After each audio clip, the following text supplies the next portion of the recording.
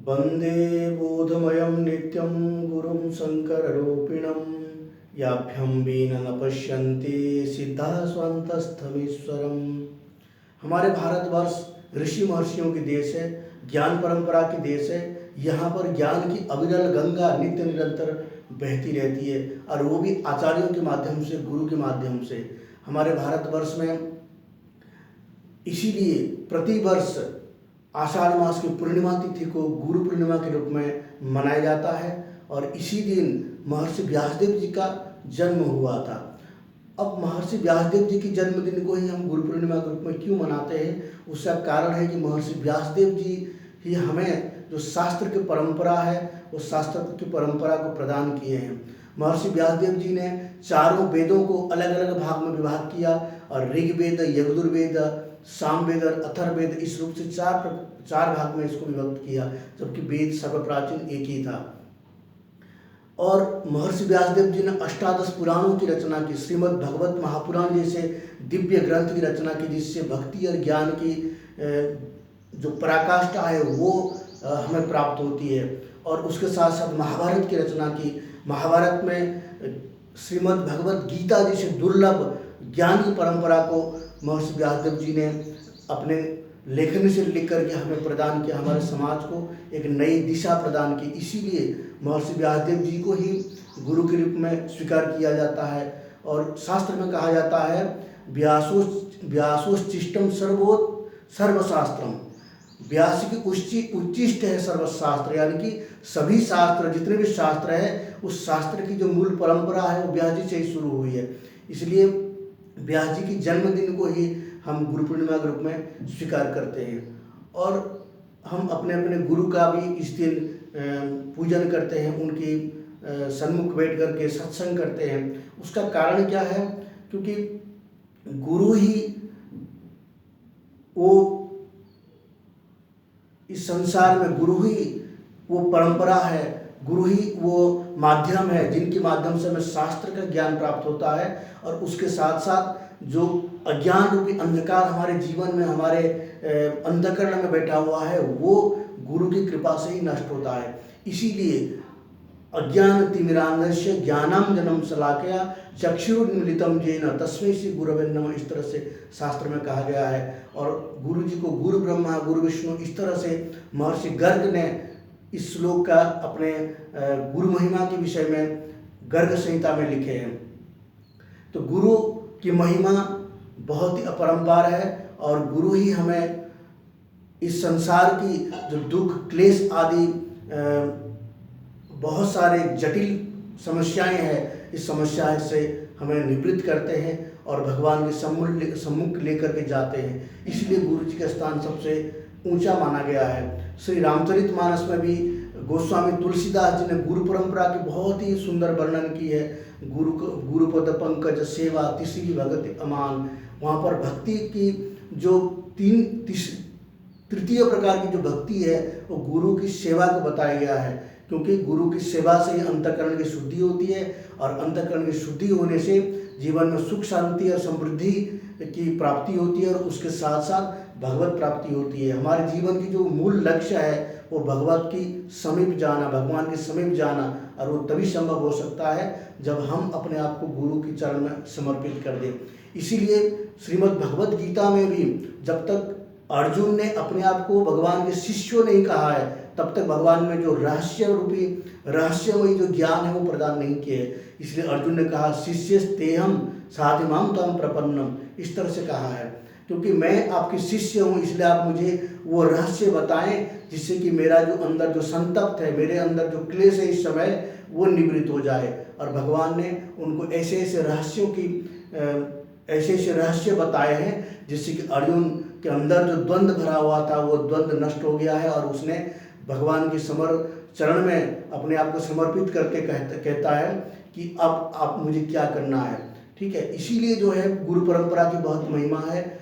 और हमारे यहाँ पर केवल गुरु जी का ही पूजन किया जाता है, ये बात नहीं है। गुरु पूर्णिमा के दिन संपूर्ण ऋषि, संपूर्ण आचार्य परंपरा की पूजन किया जाता है। हमारे वहाँ कैलाश आश्रम है ऋषिकेश में, गंगा नदी के किनारे है, गंगा जी के किनारे है, और वहाँ पर ज्ञान की जो परंपरा है वो अविरल नित्य निरंतर चलती रहती है। वहाँ पर उपनिषद, दर्शन, जितने भी शास्त्र है वो सारे शास्त्रों को अध्ययन कराया जाता है, अविरल, कभी भी बंद नहीं होती है। और वहाँ पर शंकर जी की अभिनव चंद्रेश्वर के रूप में स्थापना की गई है, और वो भी दिव्य स्वरूप में है। और वहाँ आप कभी ऋषिकेश आए तो जरूर वहाँ पर अभिनव चंद्रेश्वर के दर्शन कर सकते हैं। वो भी अभिनव चंद्रेश्वर की भी बहुत बड़ी अलौकिक उनका लीला है, वो कैसे वहाँ पर आए, इसके विषय में हम कभी चर्चा करेंगे अन्य वीडियो में। जब हम ऋषिकेश के विषय में कुछ चर्चा करेंगे, वहाँ की महिमा बताएंगे, तो उसमें हम जरूर चर्चा करेंगे। तो हमारे कहने की ये तात्पर्य था कि गुरु पूर्णिमा के दिन केवल अपने गुरु जी का ही पूजन नहीं करते हैं, बल्कि संपूर्ण ऋषि परंपरा की पूजन करते हैं। हमारे वहाँ जब कैलाश आश्रम में गुरु पूर्णिमा होती है, तो गुरु पूर्णिमा के दिन संपूर्ण जितने भी छात्र हैं, जितने भी संत हैं, जितने भी महात्मा हैं, वहाँ अध्ययन करने वाले सभी एकत्रित होकर के सामूहिक गुरु पूजन होती है। एक मंडलाकार वृत्त बनाया जाता है और उसमें सभी ऋषियों को आवाहन करके उनका पूजन किया जाता है। और सभी परंपरा, रामानुज परंपरा, रामानंद परंपरा, शांकर परंपरा, बुद्ध परंपरा, जितनी भी परंपरा है ऋषियों की, वो सारे परंपराओं के आचार्यों का पूजन वहाँ पर होता है। इस तरह से गुरु पूर्णिमा को एक विस्तार रूप से देखा जाए तो हमारे जितने भी आचार्य हो, सब के सब हमारे गुरु है। चाहे हमारे साक्षात गुरु हो या फिर परम गुरु हो, या फिर हमारे गुरु जी ने जिनसे अध्ययन किए वो भी हमारे गुरु है, और वो जिनसे अध्ययन किए वो भी हमारे गुरु है। इस तरह से, क्योंकि ये गुरु परंपरा है। हमारे जो शास्त्र है वो गुरुगत विद्या है। गुरु के बिना हमारे शास्त्र की जो रहस्य है वो कभी भी उद्घाटन नहीं हो सकता है। इसलिए गुरु के समीप बैठ करके ही जो अध्ययन किया जाता है उसमें साहित्य, जो शास्त्र के रहस्यों का उद्घाटन होता है। इसलिए हमारे भारत में सदियों से गुरु परंपरा चली आ रही है, और गुरुकुल परंपरा चली आ रही थी। आज गुरुकुल परंपरा बिल्कुल केवल सुनने को ही मिला है, गुरुकुल परंपरा कहीं देखने को नहीं मिलता है। लेकिन आज भी बहुत सारे ऐसी जगह है, जैसे वाराणसी है, ऋषिकेश है। ऋषिकेश में तो लगभग 150 वर्षों से ये अविरल गंगा बहती आ रही है, और वहाँ एक दिन भी शास्त्र का श्रवण बंद नहीं होता है, एक दिन भी वहाँ विरत नहीं होता है शास्त्र का श्रवण। वहाँ अगर आप कभी जाते हैं तो प्रातः 6:30 बजे से वहाँ शुरू होता है, और आप उसी क्लास में अटेंड करके शास्त्र का श्रवण कर सकते हैं। चाहे आप कोई भी हो, कहीं से भी हो, वहाँ कोई रोक टोक किसी को नहीं है, आप जाके वहाँ सुन सकते हैं। तो इस तरह से जो गुरु परंपरा वो चली आ रही है। और प्राचीन काल में हमारे जो गुरुकुल थे, वहाँ पर विद्यार्थी जाते थे और अध्ययन करते थे गुरु जी के समीप रह करके। उपनिषदों में कहा गया है, समीप पाणि श्रोत्रियम ब्रह्मनिष्ठम, समीप पाणि श्रोत्रियम ब्रह्मनिष्ठम गुरुमेवाह विगच्छेत्। जब एक व्यक्ति 6 साल या 8 साल के होता था तो वो गुरुकुल में जाता था, क्या लेकर के? समिधा लेकर के। कोई धन दौलत लेकर के नहीं जाता था। समिधा यानी कि जो होम करने वाला, हवन करने वाला जो लकड़ियाँ होती है, वो जंगल से इकट्ठा करता था और उसको लेकर के गुरु जी के समीप जाता था, किसी आचार्य के समीप जाता था, किसी गुरुकुल में, और आचार्य जी के समीप जाकर कहता था कि मुझे शास्त्र का अध्ययन करना है और मुझे अपने आश्रम में स्थान दीजिए और मुझे अपना शिष्य के रूप में स्वीकार कीजिए। और फिर उनको वहाँ पर रखते थे और उनका उपनयन आदि संस्कार कराते थे, और उसके बाद उनका शास्त्र की शिक्षा प्रारंभ होती थी। और भगवान श्री कृष्ण, भगवान राम जब अवतार लेकर के आए, उन्होंने भी गुरुकुल में जा कर के शास्त्र का अध्ययन किया, जबकि वो सर्वज्ञाता है। ये क्यों किया? क्योंकि उनको एक गुरु परंपरा की स्थापना करनी थी, लोगों में एक संदेश देना था कि गुरु जी के बिना कुछ भी नहीं है। जब तक हम गुरु जी के समीप जाकर के अध्ययन नहीं करते हैं, तब तक हमारी जो शिक्षा दीक्षा है वो सब कुछ व्यर्थ है। क्योंकि गुरु जी के समीप जाने से हमारे अंदर जो अहंकार है, हमारे अंदर जो अभिमान है, ये गुरु जी के समीप हमको रखना होता है। जिन्होंने गुरु नहीं किया है, हो सकता है उनके अंदर अभिमान आ जाए कि मैं तो सर्वज्ञाता हूँ और मैं तो सब कुछ जानता हूँ, सारे शास्त्रों की ज्ञाता हूँ, क्योंकि मेरा कोई गुरु नहीं है, मैं ही स्वयं गुरु हूँ। आजकल की जो पाखंड फैला हुआ है, ये इसी कारण फैला हुआ, क्योंकि उनके अंदर अभिमान भरा हुआ है, अहंकार भरा हुआ है, जिसके कारण उनका जो अंतःकरण है वो मलिन हो गया है। और गुरु के समीप रह करके जब सेवा करते हैं तो उसमें जो है हमारे अंदर की जो अहंकार है वो हम समर्पित करते हैं, और वो अहंकार धीरे धीरे नष्ट होते जाता है और हमारा अंतःकरण शुद्ध हो जाता है। इसलिए गुरु परंपरा की बहुत बड़ी महिमा है।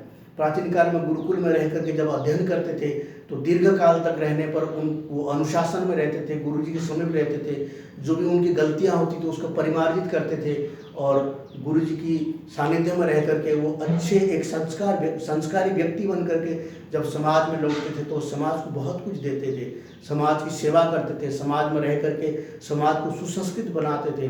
परंतु आज वो गुरुकुल परंपरा समाप्त की ओर जा रहा है, अभी केवल सुनने को ही मिल रहा है। तो इस गुरुकुल परंपरा की जो मुख्य पतन के कारण है वो लॉर्ड मैकाले की शिक्षा नीति बताया जाता है। लॉर्ड मैकाले ने जब भारत आया था सर्वे करने के लिए, उसने देखा कि यहाँ की जो वैदिक परंपरा है, जो गुरुकुल परंपरा है, बहुत ही उत्कृष्ट है। इसलिए उसने जो है ब्रिटिश गवर्नमेंट से कहा कि इसको जब तक नष्ट नहीं करेंगे तब हम यहाँ पर शासन नहीं कर सकते हैं। तो इसलिए ब्रिटिश गवर्नमेंट ने इस बात को सीरियसली लिया और उसने जो है यहाँ की गुरुकुल परंपरा को समूल नष्ट कर दिया। उससे पहले भी हमारे जो विश्व के सबसे बड़ा विश्वविद्यालय था वो नालंदा विश्वविद्यालय को माना जाता था और वहाँ पर लगभग 10,000 छात्र रह करके अध्ययन करते थे और वो भी एक पैसा खर्च किए बिना, और वहाँ सभी शास्त्रों का अध्ययन कराया जाता था। तो कुछ विदेशी आक्रमणकारियों ने उसको ध्वस्त करके उस परंपरा को नष्ट कर दिया। फिर भी उस यूनिवर्सिटी के नष्ट होने के बाद भी हमारे भारतवर्ष में बहुत सारे गुरुकुल थे, गांव-गांव में गुरुकुल थे, समाज की निकटस्थ स्थानों में गुरुकुल थे।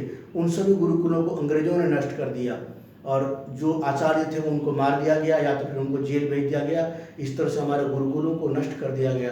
अगर आज हमारे भारत में गुरुकुल होता तो भारत की जो दिशा और जो नक्शा है ये कुछ और ही होता, क्योंकि हमारे गुरुकुल परंपरा हमेशा अहिंसा को लेकर के चलते हैं और अहिंसा को शिक्षा देते हैं। शास्त्र की रक्षा करने के लिए, समाज की रक्षा करने के लिए उन्हें प्रेरित किया जाता है, परंतु वो हिंसा भाव से नहीं, अहिंसा नीति को अपनाते हुए वो समाज की रक्षा करते थे। जो क्षत्रिय होता था वो समाज की रक्षा करता था, राजकाज चलाता था, लेकिन वो किसी को द्वेष होकर के, किसी के अंदर द्वेष भावना रख करके किसी को वो सजा नहीं देता था, किसी को वो प्रताड़ित नहीं करता था, बल्कि वो शास्त्र के नियमों के अनुकूल ही उनको जो भी समस्या है उसका निदान करते थे। इसीलिए हमारे समाज सुसंस्कृत था।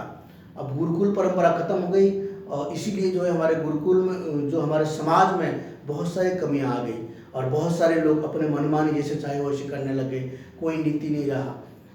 जब गुरुकुल परंपरा होती थी तो गुरुजन होते थे, ऋषि कुल होते थे, गुरुकुल होते थे। अगर हम कोई गलती करते थे, कोई समाज में कोई राजा या कोई विशिष्ट व्यक्ति और कोई गलती करता था तो उस चीज़ों को गुरुजन परिमार्जित करते थे और समाज में एक नई दिशा दे करके उस परंपरा को आगे बढ़ाते थे। आज भी गुरुकुल की आवश्यकता है। अगर हम अपने मन में ये इच्छा रखें कि हम अपने बच्चों को ऐसे ही गुरुकुल परंपरा की शिक्षा देंगे और साथ में टेक्नोलॉजी का भी शिक्षा दे सकते हैं, क्योंकि टेक्नोलॉजी के बिना इस समय जो आगे की जो आने वाले समय है उसमें जीवन व्यतीत करना बहुत ही असंभव जैसे प्रतीत होता है। असंभव तो नहीं है, असंभव जैसे प्रतीत होता है। इसीलिए टेक्नोलॉजी के साथ साथ हम अपने बच्चों को, आने वाले पीढ़ियों को इस गुरु परंपरा की भी शिक्षा दे सकते हैं और ऐसे गुरुकुलों का स्थापना कर सकते हैं। आप में बहुत सारे ऐसे लोग होंगे जिनके पास धन भी है और इच्छा शक्ति भी है, तो आप लोग इसी प्रकार की गुरु परंपरा को प्रारंभ कराइए और वहाँ पर संस्कृत की शिक्षा के साथ साथ आप टेक्नोलॉजी की भी शिक्षा को अनिवार्य रूप में रखिए, ताकि हमारे जो आने वाली पीढ़ी है उनको संस्कार भी मिले और साथ में जो है जीवन यापन करने के लिए जो वर्तमान में जो शिक्षा की आवश्यकता है वो भी वो ले सके।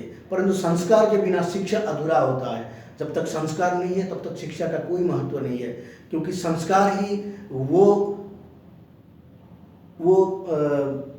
हीरा है जो शिक्षा को, जो आधुनिक शिक्षा को और भी प्रकाशित कराता है। अगर संस्कार नहीं है तो वो शिक्षा अनैतिक शिक्षा होता है और वो शिक्षा कभी भी किसी को लाभ नहीं पहुंचा सकता है, हमेशा किसी न किसी का हानि कर सकता है।